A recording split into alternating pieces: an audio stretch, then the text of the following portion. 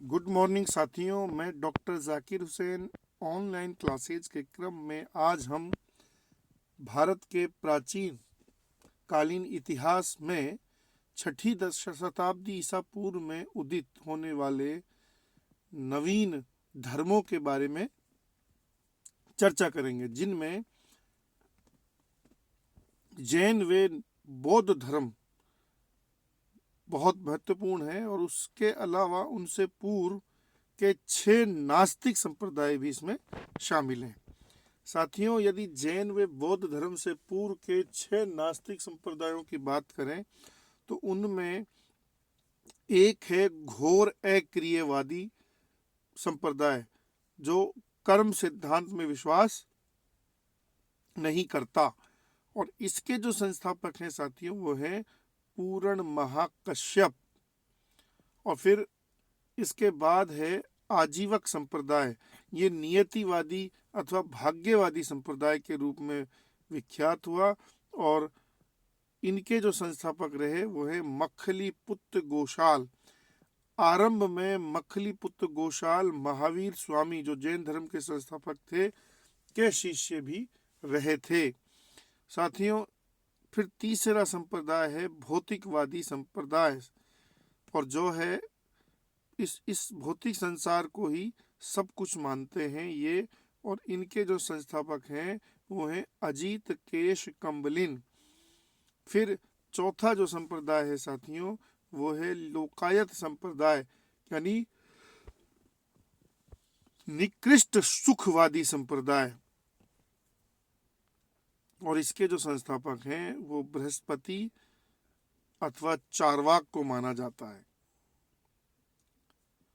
और ये सब कुछ इसी दृष्टिमान संसार को ही वास्तविक मानते हैं, और इसके यानी जो मात्र आस्था पर आधारित हो उस संसार की ये मान्यता में विश्वास नहीं करता।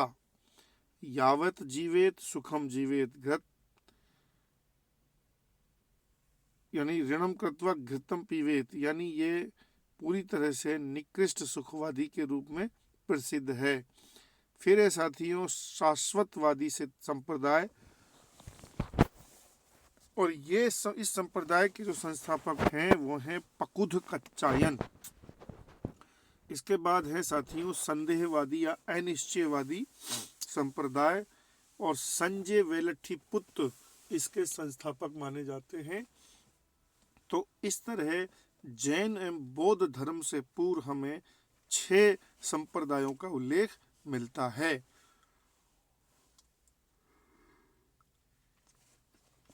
साथियों, यदि जैन व बौद्ध धर्म के उदय की बात करें तो ये मान्यता है कि छठी शताब्दी ईसा पूर्व में संपूर्ण संसार में बहुत सारे धर्मों, नवीन धर्मों के साथ भारत में भी लगभग 62 नवीन संप्रदायों का उदय हुआ। और इस उदय की अगर बात करें तो इसके कारणों में एक तो है लोहे की खोज और उसके परिणाम से उत्पन्न परिस्थितियां, दूसरा परंपरागत वैदिक धर्म में व्याप्त रूढ़ियां, गौतम एवं महावीर स्वामी जैसे महान चरित्रों का नेतृत्व मिल पाना, आरंभ से ही इन्हें राजघरानों का संरक्षण मिल पाना, संस्कृत के स्थान पर आम जन की पाली एवं प्राकृत जैसी भाषाओं में उपदेश प्राप्त होना, हिंसा के स्थान पर दोनों द्वारा अहिंसा का मार्ग अपनाना, बिना जातीय व वर्णीय भेदभाव के सभी लोगों को मोक्ष हेतु योग्य मानने का विश्वास,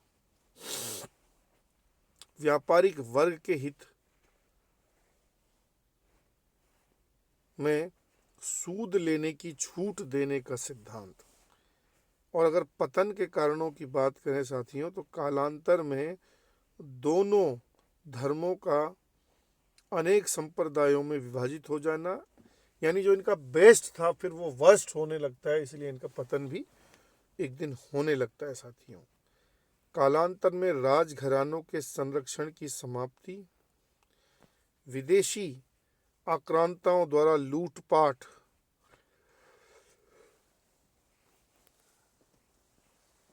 से इनका विनाश, बख्तियारुद्दीन खिलजी द्वारा 1203 ईस्वी में नालंदा एवं विक्रमशिला जैसे गौरवशाली और इन धर्म परंपराओं का की गोल्डन यानी कि स्वर्णिम युगों की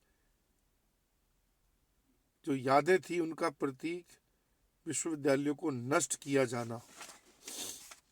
साथियों, कालांतर में मठों एवं विहारों में विलासिता का जीवन बढ़ने लगना, कालांतर में परंपरागत वैदिक धर्म द्वारा आंतरिक सुधार करना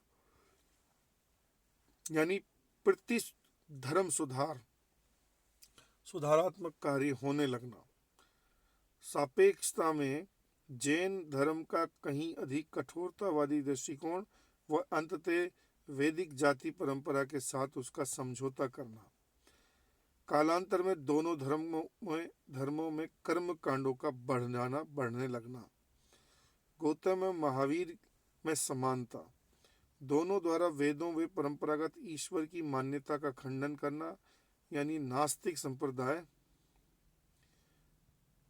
थे ये दोनों द्वारा कर्मफल सिद्धांत, पुनर्जन्म तथा मोक्ष की अवधारणा में विश्वास करना,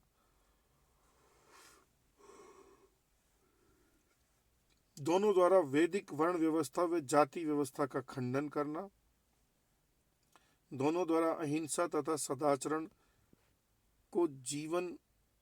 सदाचरण के जीवन पर जोर देना, दोनों द्वारा अपने अपने धर्मों के प्रचार हेतु भिक्षु संघ बनाने का उल्लेख, दोनों के जो संरक्षक थे, संस्थापक थे, उनका जन्म शाही राजघरानों में होना। साथियों, अब हम इनमें दोनों में असमानताओं की चर्चा कर लेते हैं।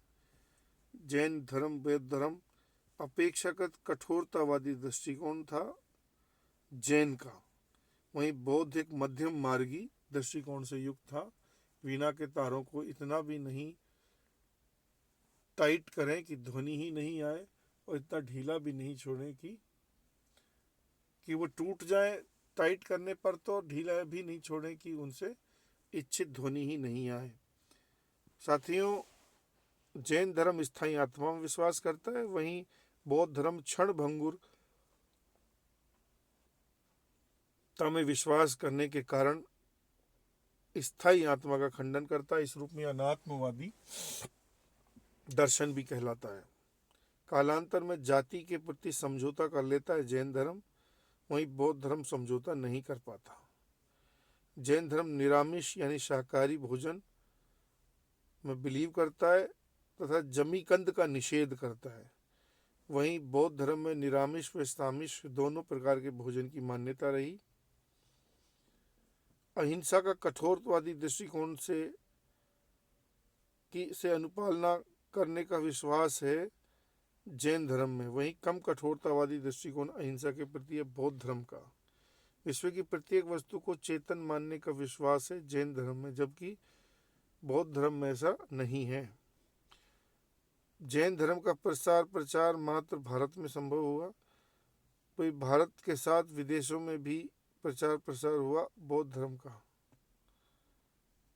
जैन परंपरा मोक्ष हेतु मात्र विधेय मुक्ति अर्थात आत्मा के शरीर से पृथक होने की विश्वासी सिद्धांत रहा, यानी विधेय मुक्ति में बिलीव करते हैं वो। और वहीं अगर हम बौद्ध धर्म की बात करें तो मोक्ष हेतु जीवन मुक्ति यानी निर्वाण के साथ साथ विधेय मुक्ति यानी महापरिनिर्वाण मृत्यु को स्वीकार करते हैं, और इस रूप में कहीं अधिक व्यवहारिकता में बिलीव करने वाला साबित हुआ बौद्ध धर्म। साथियों, अब यदि हम जैन धर्म की बात करें तो कुल 24 तीर्थंकरों का उल्लेख हमें जैन परंपरा में मिलता है। प्रथम तीर्थंकर ऋषभदेव यानी आदिनाथ थे, जिनका प्रतीक चिन्ह था सांड, बेल। जैन धर्म के संस्थापक थे वो। जन्म उनका अयोध्या में हुआ। ऋग्वेद में उल्लेख उनका मिलता है। संरक्षिका के रूप में माता चक्रेश्वरी देवी का उल्लेख हमें यहाँ मिलता है। इनका मंदिर जो था पंजाब के फतेहगढ़ साहिब में था। ऋषभदेव को ज्ञान की प्राप्ति गिरनार पर्वत में हुई। अजितनाथ हमें द्वितीय तीर्थंकर मिलता है। उनका प्रतीक चिन्ह हाथी था। अयोध्या में इनका भी जन्म हुआ। साथियों, संभवनाथ तीसरे थे। अभिनंदन चौथे थे। सुमतिनाथ पांचवें थे। चंद्र प्रभु आठवें। तिजारा के जैन मंदिर का संबंध या का जैन मंदिर इन्हीं को समर्पित है। शांतिनाथ 16वें थे। चित्तौड़ दुर्ग में स्थित श्रृंगार चौवरी इसी को समर्पित थी। 19वें तीर्थंकर साथियों वो है मल्लीनाथ। श्वेतांबर परंपरा में मल्लीनाथ को महिला तीर्थंकर की मान्यता रही। नेमिनाथ 21वें हैं। मान्यता अनुसार मिथिला के राजा जनक के पूर्वज थे वो। फिर अरिष्टनेमी जैन ग्रंथ उत्तराध्ययन सूत्र तथा भागवत पुराण में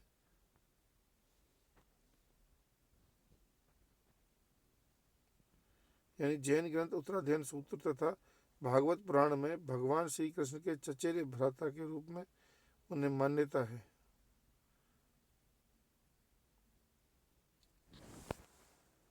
साथियों, उपयुक्त सभी 22 तीर्थंकर तो अनैतिहासिक थे और जो 23 और 24 तीर्थंकर में हमें प्राप्त हुए वो ऐतिहासिक चरित्र है। तो अब 23वें तीर्थंकर हम लोग चर्चा करेंगे पार्श्वनाथ। ये पहले ऐतिहासिक तीर्थंकर थे। जन्म इनका काशी, प्रतीक था इनका सांप। ज्ञान की प्राप्ति सम्मेद पर्वत झारखंड में, जैन परंपरा का मुक्ति धाम है सम्मेद पर्वत। पार्श्वनाथ के शिष्य निर्ग्रंथ बंधन रहित कहलाते थे। ये महावीर के इसी शिष्य परंपरा में होने के कारण बौद्ध ग्रंथों में उन्हें निगंठनाथ पुत्र की संज्ञा दी गई। तो साथियों, जैन परंपरा के चातुर्याम चतुर्थी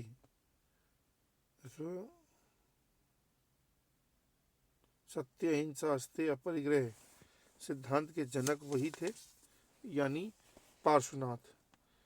5वें ब्रह्मचर्य व्रत को जोड़ने का श्रेय महावीर को प्राप्त है। श्रावक श्राविकाओं